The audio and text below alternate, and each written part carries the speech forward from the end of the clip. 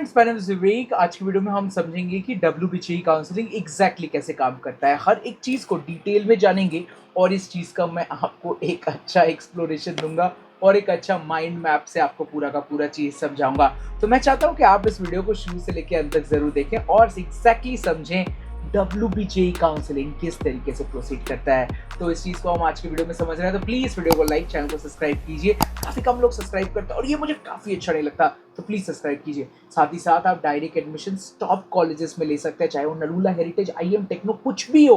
तो आप स्क्रीन पे दिए हुए नंबर पे अभी के अभी कॉन्टैक्ट कीजिए और एडमिशन्स करवाइए। हमारा office Kolkata, Noida, Patna and heritage Haldia में आपको देखने को मिल जाता है। तो आइए एडमिशन्स के लिए प्रोसीड कराइए। साथ ही साथ बता दूं, अगर आप WBGE की काउंसलिंग चाहते हैं कि नहीं, आपको बड़ा टेंशन हो रहा है, आपको लग रहा है कि क्या करूं, मैं गलती कर सकता हूं, सही कर सकता हूं, मेरे एक्सपीरियंस लीजिए। 1-to-1 पर्सनल काउंसलिंग सेशन को बुक कीजिए। इसका प्राइस है सिर्फ 999, जहाँ पर मैं आपके साथ आपके एडमिशन्स तक आपके साथ फ़ोन कॉल पे लगा रहूँगा और आपके एडमिशन्स टॉप कॉलेज में करवाऊँगा।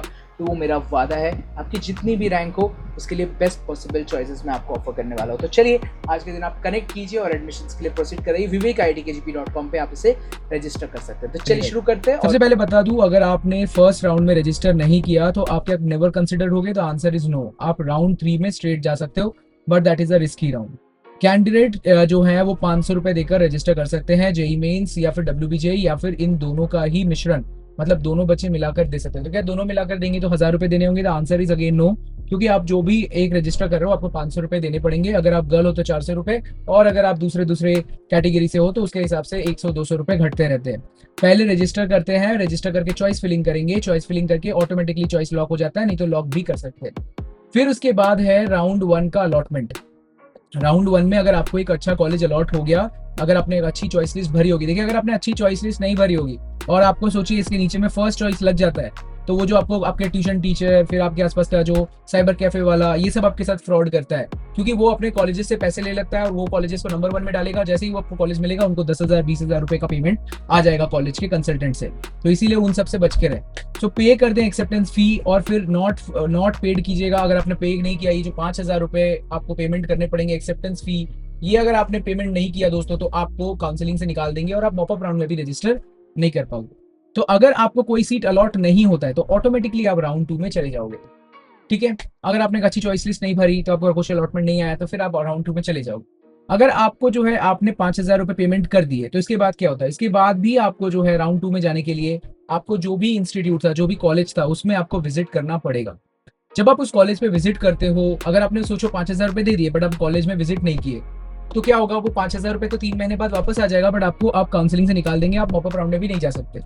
बट अगर जो है मैं आया, बट क्या हुआ कि मेरी जो कैटेगरी थी वो सर्टिफिकेट गलत थी या फिर किसी कारणवश मेरी एडमिशन कैंसिल हो गई, तो आपको राउंड 2 में मूव कर दिया जाएगा।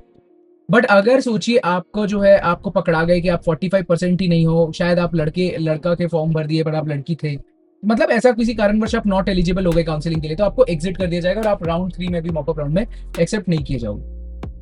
और अगर आपके डॉक्यूमेंट्स एक्सेप्ट कर लिए गए, आपको हो गया, तो आपके पास अब 2 चॉइस बचता है। दैट इज, अगर आपके पास राउंड 1 का चॉइस आ गया, जैसे कि पहला ही चॉइस आपका लग गया, जो कि बहुत ही रेयर केस सिनेरियो है, बट वो होता है क्योंकि जब आप लोग के साथ फ्रॉड करते हैं लोग, आपको क्या करेंगे कि आपका अपना कॉलेज बोलेंगे नंबर 1 पे डाल दो, आपको मिल जाएगा। जब से मिल जाएगा आपको, आपका काउंसलिंग खत्म। वो आपके साथ फ्रॉड कर दिए और ऐसा करते हैं लोग, और ऐसा करके उनको बहुत पैसे मिलते हैं, मतलब 25-30 हजार रुपए तक मिल जाते हैं ऐसा, अगर उन्होंने अपना कॉलेज जो नंबर 1 पे कर दिया तो ऐसे में वो लोग फ्रॉड करते हैं। Please stay away from this type of people, they are all fraud people. And ये जो आप लोग करियर काउंसलिंग्स में जाते हो, जो दूसरी ऑफलाइन में नेताजी भवन, ये सब भी वहां पर ये सारे फ्रॉड होते हैं। तो please stay away from all these. Okay, तो यहाँ पर जो है अगर आप जो है PI रिपोर्टिंग, मतलब होता है अगर आपने फर्स्ट चॉइस लग गया और आपको PI रिपोर्टिंग करनी पड़ेगी, मतलब पर्सनल इंटरव्यू रिपोर्टिंग करवानी पड़ेगी, तो वहां पर अगर आपने PI रिपोर्टिंग नहीं कराई, आपने पैसे नहीं दिए, तो भी आपको काउंसलिंग से बाहर निकाल दिया जाएगा, मतलब आप राउंड 3 में भी रजिस्टर नहीं कर सकते। ठीक है, आपके साथ गलत हो गया, आपने मेरी बात नहीं सुनी और आपने किसी की बात नहीं सुनी, आपने मनमर्जी किया, जो कि बच्चे करते हैं, और जिस कारण से आपको काउंसलिंग से निकाल दी। अगर आपने रिपोर्ट किया और आपने रिपोर्ट करके आपको जो है कॉलेज में एडमिशन मिल गया, तो आप जो है आप कर सकते हैं कॉलेज में ज्वाइन। ठीक है, तो आप आपकी एडमिशन होगी। जैसे आपने फिर आपके पास एक और चॉइस आता है, 2 चॉइस, अपग्रेडेशन का एक चॉइस आता है। अगर आपको 2 नंबर, 3 नंबर, 4 नंबर चॉइस मिला, तो आपको क्या होगा? अपग्रेडेशन कराओगे। अगर आपने अपग्रेडेशन नहीं कराया, सोचो आपको कल्याणी में CSC मिला, आपको लगता है भैया मैं इतने में खुश हूँ, मैं एडमिशन लूंगा, तो आप एडमिशन ले लो और आप एडमिशन लेकर आप उस कॉलेज को ज्वाइन कर सकते हो। बट अगर जो है आप पीआई रिपोर्टिंग कराओ, रिपोर्ट करके पैसे दे दो और आपकी एडमिशन हो जाएगी। पर अगर आपने अपग्रेडेशन कराया तो आप ऑटोमेटिकली राउंड 2 में मूव कर जाओगे। तो यहाँ से राउंड 2 में तीनों तरीके जो राउंड 2 में जाने के हैं वो चले गए। अब राउंड 2 समझते हैं। अगर आपके राउंड 2 में अपग्रेड होके नंबर 1 चॉइस आ गया तो भाई आपको अब पीआई रिपोर्टिंग करानी पड़ेगी, क्योंकि नंबर 1 चॉइस है तो आपको एडमिशन लेना पड़ेगा। और अगर आप एडमिशन नहीं लोगे राउंड 1 जो आपका पीआई रिपोर्टिंग के 1 चॉइस पे है, तो मैं आपको पहले कह दूं आपको फिर काउंसलिंग से निकाल देंगे। इसलिए मैं हमेशा कहता हूं नंबर 1 चॉइस कभी भी एकदम टॉप कॉलेज डाल देना, जादवपुर यूनिवर्सिटी का सीएससी डाल देना। उससे क्या होगा कि अगर गलत चॉइस फिलिंग करोगे भी तो राउंड मॉपअप राउंड में मेरे जैसे किसी ने मेरे को पैसे देकर या फिर किसी भी अच्छी जगह पर पैसे देकर आप जो है अपना पूरा का पूरा काउंसलिंग को रिफाइन कर सकते हो। ठीक है ना। तो आपने एक बार गलती की, कोई बात नहीं करी, मैं उसको सुधार तो सकता हूँ। बट अगर आपने गलती की, आपने सुन नहीं रहे हो मेरी बात, फिर आप जो है ऑटोमेटिकली अपनी गलत चॉइस फिलिंग किया, अगर आपने पहले में किसी और कॉलेज को डाल दिया तो फिर आपको काउंसलिंग में लॉस हो जाएगा।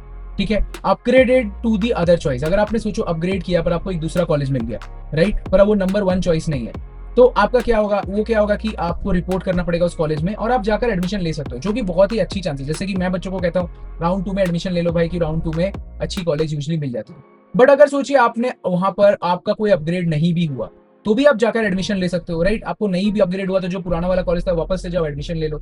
बट अगर आपको जो है आप अपग्रेड हो गया और अपग्रेड होके आपको अच्छा कॉलेज मिला, तो फिर भी अब आपको लगता है कि नहीं, I do not want to report, मतलब मैं उस कॉलेज में नहीं जाऊंगा, मेरे को नहीं पढ़ना है उस कॉलेज में भी, और मैं मॉपअप राउंड में जाऊंगा, तो फिर आप एलिजिबल हो मॉपअप राउंड के लिए। अगर आपने अपग्रेड नहीं भी हुआ, अगर अपग्रेड नहीं हुआ तो भी मुझे लगता है नहीं, I want to give my try on mop up round, तो आप मॉपअप राउंड के लिए आप जा सकते हो। So this is how the counselling usually works. तो मैंने आप लोग को तीनों तरीके सिखा दिए, राउंड 2 सिखा दिया, राउंड 1 सिखा दिया, बहुत अच्छा। विवेक आईआईटी केजीपी यूट्यूब चैनल को सब्सक्राइब कर लिया है तो सबसे पहले बता दूं मॉपअप राउंड में वो रजिस्टर कर सकता है जिसको कैंडिडेट को अलॉट तो हुआ था सीट राउंड 1 में, और फिर राउंड 2 में भी उसने अपग्रेड कराया, पर किसी कारणवश राउंड 2 में अपनी सीट को नहीं लिया, तो वो मॉपअप राउंड में आ सकता है।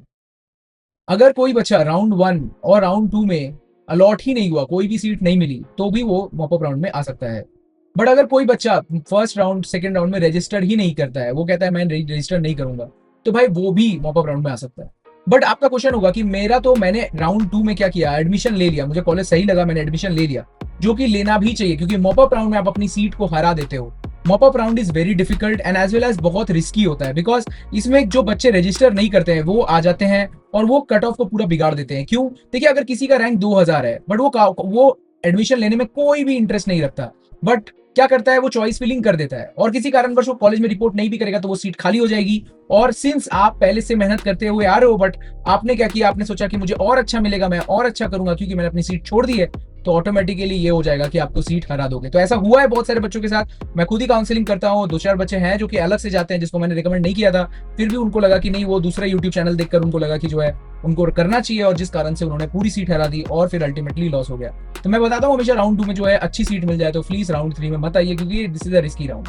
इसके बाद बता दूं, मॉपअप राउंड की पहले आप चॉइस फिलिंग करते हो, रजिस्टर करते हो और आप फिर चॉइस लॉकिंग करोगे, ऑटोमेटिकली आप मॉपअप राउंड के अलॉटमेंट को देखोगे।